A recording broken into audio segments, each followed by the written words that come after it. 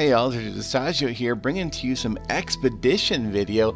And actually my first videos on Castle Clash way back when in December of last year, my first videos were on Castle Clash raid strategy. This was back when raiding was actually difficult, which it is now in expedition mode. I'm going to teach you guys some breaches, starting with number 1, the Minnow Druid breach. Basically, this is a breach where the buildings are out of range.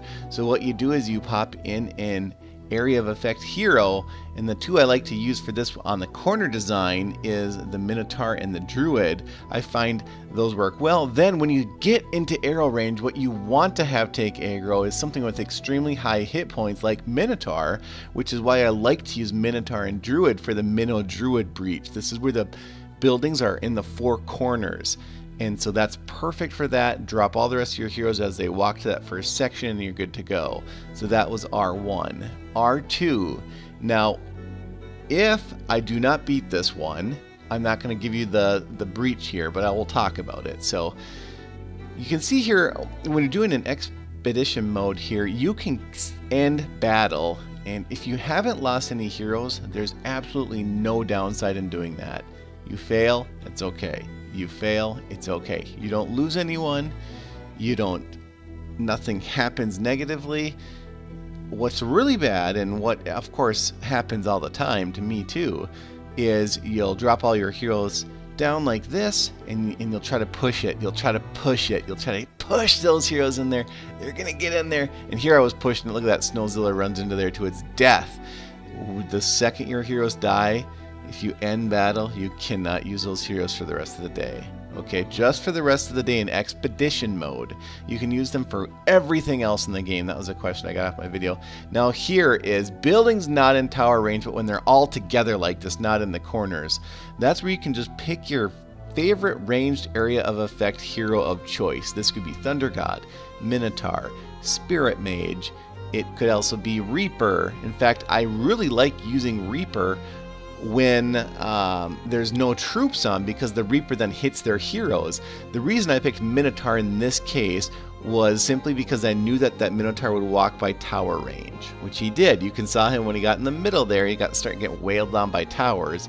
Minotaur has the most hit points of all the ranged heroes, except for maybe you can make the case for Reaper. Now here's again a ranged area of effect breach where you can use Spirit Mage, Reaper, Minotaur, or Thunder.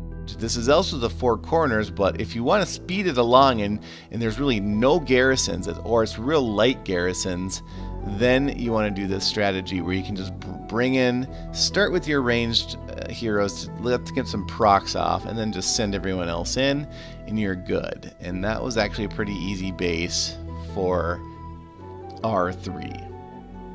Of course, it's all spread out, so it takes a little bit of time to walk all around, but might as well take this one to 100% without a loss, and there you'll be good. So that was R3.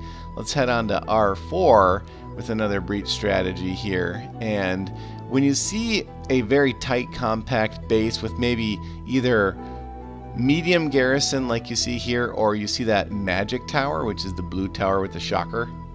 I like to call those zaps. You just basically send everybody in, your best team forward, and pray. It's the pray breach. If it's starting, look, if you just end and do it again, eventually you're going to get the procs to hit the right things to either stun the right towers or not. Now here it looks like another perfect one with all these thick, meaty buildings up top, right? You see the town hall, you see the guild hall, you see all these big vaults and stuff, but I just couldn't get it to work, and I did not want to lose Pumpkin Duke there. You saw Pumpkin Duke got real close here, so I'm basically doing a prey breach. Then I tried to sneak the Spirit Mage in the top. See that Spirit Mage wailing away? And guess what? No, that's not. I didn't want to lose Spirit Mage. Because remember, if you lose Spirit Mage, if they die, you can't use them in expedition mode for the rest of the day. So you don't want to ever lose them. Then I try to sneak them over here. I'm like, oh, okay, Atlanticor. Let's have Atlanticor take all the heat. And then you can see here I got to 12%, 15% Reaper. Oh, I pushed it too far. Lost Reaper. That is not good. You do not want that to happen. And now we're going to try this base here, and you can see here strong garrison cells. This is going to be a tough one. Strong garrisons, and I rank that by having one of every color of 2 or higher. But it's especially detrimental if you see purple, and there I lost Minotaur. Look how fast I lost him too. It was in seconds.